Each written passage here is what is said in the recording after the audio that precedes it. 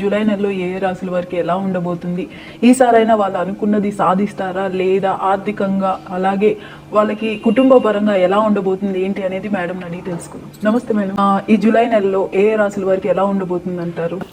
ఎప్పుడులాగే మనం ఫస్ట్ నుంచి ఎప్పుడు చెప్తూనే ఉన్నాం, అంటే గోచారం రీత్యానే మనం చెప్పడం అనేది జరుగుతుంది రాశి ఫలితాలు.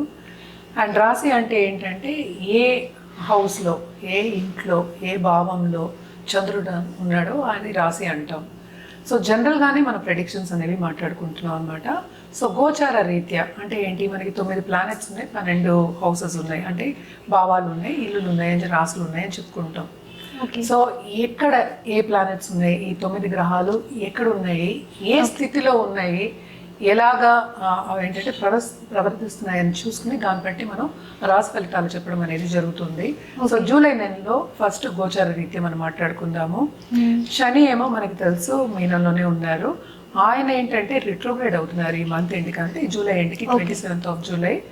అండ్ ఆల్సో మనకి తెలుసు మార్స్ అంటే ఏంటంటే కుజుడు మనకి వృషభంలోనే ఉన్నారనమాట.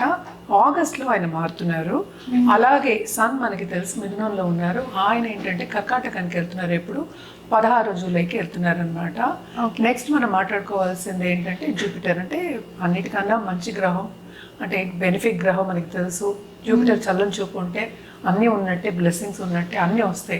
ఆర్థికంగా పెరగడం, ఇందాక నువ్వు అడిగిన ప్రశ్న ఉంది, ఆర్థికంగా పెరగడం కానీ, లేకపోతే దాంపత్య జీవితంలో అనుకూల పరిస్థితి కానీ, ఇంకోటి కానీ, అంటే మొత్తం లైఫ్కి కావాల్సినవన్నీ జూపిటర్ బ్లెస్సింగ్స్ ఉంటే బాగుంటాయని చెప్పుకుంటూ ఉంటాం అనమాట. ఆయన కర్కాటకంలో ప్రస్తుతం ఎగ్జాల్టేషన్ పొజిషన్లో ఉన్నారనమాట, అంటే ఉచ్చ స్థితిలో ఉన్నారు. ఆయన కూడా ఏంటంటే మనకి కంబస్ట్ అవుతున్నారు towards end of this month, అంటే సన్ దగ్గరకు వస్తున్నారు కనుక. సో మిడ్ మంత్ నుంచి మనకు తెలుసు సన్ ఏంటి 16th దిగుతున్నారు. సో మిడ్ ఆఫ్ జూలై నుంచి కంబషన్లో ఉన్నారనమాట. Towards end of this July ఆయన కంబషన్ నుంచి బయటకు వస్తున్నారు.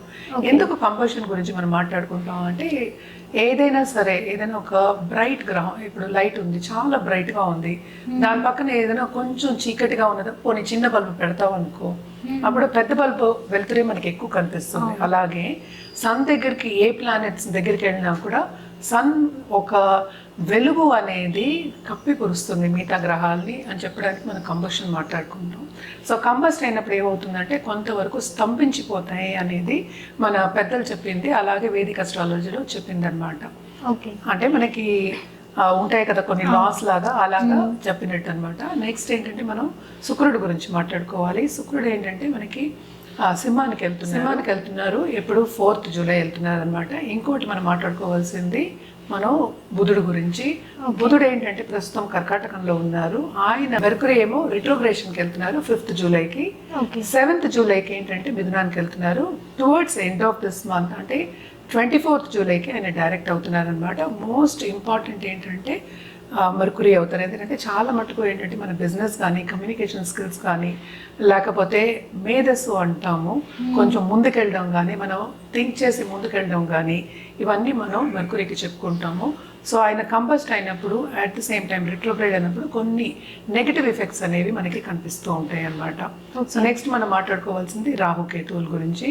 రాహు ఏమో మనకి కుంభంలో ఉన్నారు, కేతు ఏమో మనకేమో సింహంలో ఉన్నారనమాట. సో ప్రస్తుతం సింహంలో కేతు, వీనస్ ఉంటున్నారు, అంటే మనకి 4th జూలై నుంచి. తర్వాత శని, ఏలినాటి శని ఎవరెవరికి ఉంది అంటే మనకి కుంభం వాళ్ళకి ఉంది, మీనం వాళ్ళకి ఉంది, అలాగే ఏంటంటే మేషరాశి వాళ్ళకి మనకి ఏలినాటి శని ఉంది.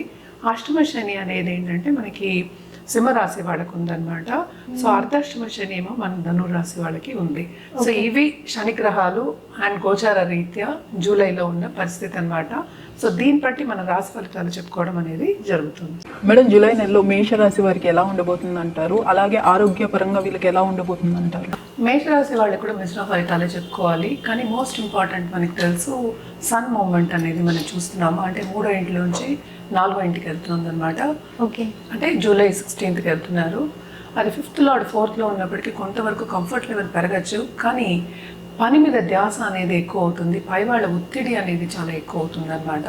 నువ్వు ఆరోగ్య రీత్యా అడిగావు కనుక తప్పక వీళ్ళ ఆరోగ్యం జాగ్రత్తగా కాపాడుకుంటూ రావాలి. ఎస్పెషలీ అప్పర్ రెస్పిరేటరీ సిస్టమ్ కొంతవరకు దెబ్బతినే ఛాన్సెస్ ఉన్నాయి. సో జాగ్రత్తగా బ్రీదింగ్ ఎక్సర్సైజెస్ చేసుకోవడం, ఎస్పెషలీ ఆస్మా పేషెంట్స్కి మనం చెప్పుకోవాలి. సో జాగ్రత్తగా ఉండడం అనేది చాలా మంచిది. ఎప్పటికైనా సరే బయటకు వెళ్ళినప్పుడు కొంచెం జాగ్రత్తగా ఉండడం అనేది మనం ముందు నుంచి సూచనలు వాళ్ళకి చెప్తూ ఉన్నాం. ఎందుకంటే మనకి పొల్యూషన్ కూడా చాలా ఎక్కువ అయిపోయింది. సో కెరియర్ రీత్యా మనం చూసాము అంటే కనుక తప్పక ఒత్తిడి అనేది చాలా ఎక్కువ ఉంటుంది ఈ మంత్లో అని చెప్పడం జరుగుతుంది. సో ఆరోగ్య రీత్యా మనం మాట్లాడుకున్నాం. అలాగే దాంపత్య జీవితంలో కూడా కొంతవరకు వీళ్ళకి అనుకూల పరిస్థితి ఉంటుందన్నమాట. కానీ ఇక్కడ మనం చూసాము అంటే శని రిట్రోగ్రేషన్ పొజిషన్కి వస్తున్నారు. Towards end of this month, July మంత్లోనే అవుతుంది. నార్మల్ అని ఏంటంటే ఇంకా ఒత్తిడి ఎక్కువ అవుతుంది. అంటే వాళ్ళు చేస్తున్న పనిలోనే ఏంటంటే సతమతమయ్యే ఛాన్సెస్ అనేది మనకి ఎక్కువ కనిపిస్తున్నాయి. అంటే వర్క్ ప్రెషర్ అనేది చాలా విపరీతంగా ఉంటుంది. అలాగే బిజినెస్ పీపుల్కి మనం చూసాము అంటే కనుక తప్పక పైకి వచ్చే ఛాన్సెస్, వేరే బిజినెస్ పెట్టుకునే ఛాన్సెస్ మనకి కనిపిస్తున్నాయి. ఏదైనా సరే పనితో కూడిన, శ్రమతో కూడిన ఒక మంత్ కింద మనం మేషరాశి వాళ్ళకి చెప్పుకోవాలి.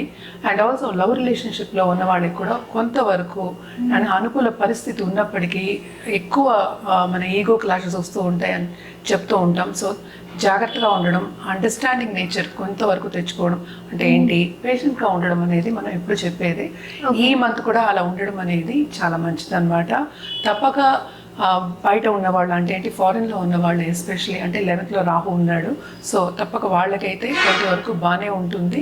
అట్ ద సేమ్ టైం దేంట్లో బాగుంటుంది కెరియర్ రీత్యా, అలాగే మనకేంటంటే సంపాదన అంటే ఏంటంటే డబ్బు వచ్చే ఛాన్సెస్ అనేవి మనకి ఎక్కువ కనిపిస్తున్నాయి. అది కెరియర్ పరంగా అవ్వచ్చు, లేకపోతే బిజినెస్ పరంగా అవ్వచ్చు, లేకపోతే ఆన్లైన్ బిజినెస్ అయినా అవ్వచ్చు. సో తప్పక ఏంటంటే కొంతవరకు లాభం చూస్తారు, అలాగే ఖర్చులు చూస్తారు. అట్ ద సేమ్ టైం శ్రమ పడే ఒక యోగం అనేది చాలా చాలా ఎక్కువ కనిపిస్తుంది. వీళ్ళు ఎలాంటి పరిహారాలు చేస్తే బాగుండే అవకాశం ఉందంటారు? వీళ్ళు తప్పక ఏంటంటే హనుమాన్ చాలీస చదవడం చాలా మంచిది. అట్లీస్ట్ 1 time చదవండి, లేకపోతే 11 times. మనం ఎప్పుడు 11 times మనం ఎప్పుడు చెప్తూ ఉంటాము. లేని పక్షాన్ని మంగళవారం తప్పక హనుమంతుడిని వెళ్ళి కొలవడం అనేది చాలా చాలా మంచిది. లేని పక్షాన్ని అమ్మవారిని కొలిచేవాళ్ళు కానీ, లేకపోతే ఏ దేవి పూజలు చేసేవాళ్ళు కానీ మంగళవారం వెళ్ళి అంటే దర్శించుకోవడం, అంటే ఏంటి గుడికి వెళ్ళమంటున్నాను అనమాట. వెళ్ళి దర్శించుకుని దైవ సన్నిధానంకి వెళ్ళి దర్శించుకోవడం మంచిది. ఇంట్లో కూడా దీపం పెట్టుకోవడం మంగళవారం మాత్రం ప్రత్యేక దీపం, నెయ్యి దీపం అయినా సరే, తైల దీపం అయినా సరే పెట్టుకోవడం చాలా చాలా మంచిది. అండ్ ఆల్సో ఎర్ర పువ్వులతో పూజ చేయండి, ఇంకా చాలా మంచిది అనమాట. ఎందుకంటే మనం చూసామంటే చాలా ఒత్తిడికి గురవుతారని నేను చెప్తూనే ఉన్నా. అటు హెల్త్ కూడా కొంతవరకు దెబ్బతినే ఛాన్సెస్ ఉన్నాయి కనుక తప్పక దేవి పూజలు చేసేవాళ్ళు నిత్యం చేయండి. మంగళవారం స్పెషల్గా చేయండి, లేకపోతే నిత్యం చేయొచ్చు. సో రుద్రాక్ష విషయానికి వస్తే కనుక తప్పక వీళ్ళు ఏంటంటే త్రిముఖి రుద్రాక్ష వేసుకోవడం చాలా మంచిది. దాంతోపాటు అష్టముఖి కూడా వేసుకుంటే ఇంకా మంచిది అనమాట.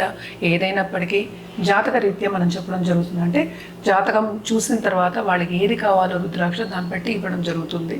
అదొకటి కాకుండా మన జెమ్ స్టోన్స్ అంటే జాతి రత్నాలు కూడా ఇవ్వడం జరుగుతుంది. పరిహారాలు అనేవి అన్నీ కూడాను ఎప్పటికైనా వ్యక్తిగత జాతకం మీదే ఎక్కువ ఆధారపడి ఉంటాయి అన్నమాట. వ్యక్తిగత జాతకం చూపించుకున్న తర్వాత చేయడం అనేది చాలా మంచిది. అలాగే కలర్స్ విషయానికి వస్తే కనుక తప్పక వీళ్ళు blue colour, at the same time ఏంటంటే మనం రెడ్ కలర్ వాడడం అనేది చాలా మంచిది. మనం చూసామంటే ప్లస్ పాయింట్ వీళ్ళకి ఏమైంది, ఈ రాశికి అధిపతి ఏమో 2వ ఇంట్లో ఉన్నారు. సో కొంతవరకు ఎందుకని ఇందాక చెప్పింది డబ్బు వచ్చే సూచనలు కనిపిస్తున్నాయి, అటు ఖర్చు పెట్టే సూచనలు మనకి కనిపిస్తున్నాయి అన్నమాట. ఏదైనప్పటికీ ఏలాల్సిన ప్రభావం అనేది ఉంటుంది మేషరాశి వాళ్ళకి. సో కొంతవరకు హెల్త్ అండ్ దాంపత్య జీవితం అండ్ రిలేషన్షిప్ కూడా కాపాడుకుంటూ రావడం ఈ మంత్లో చాలా మంచిది.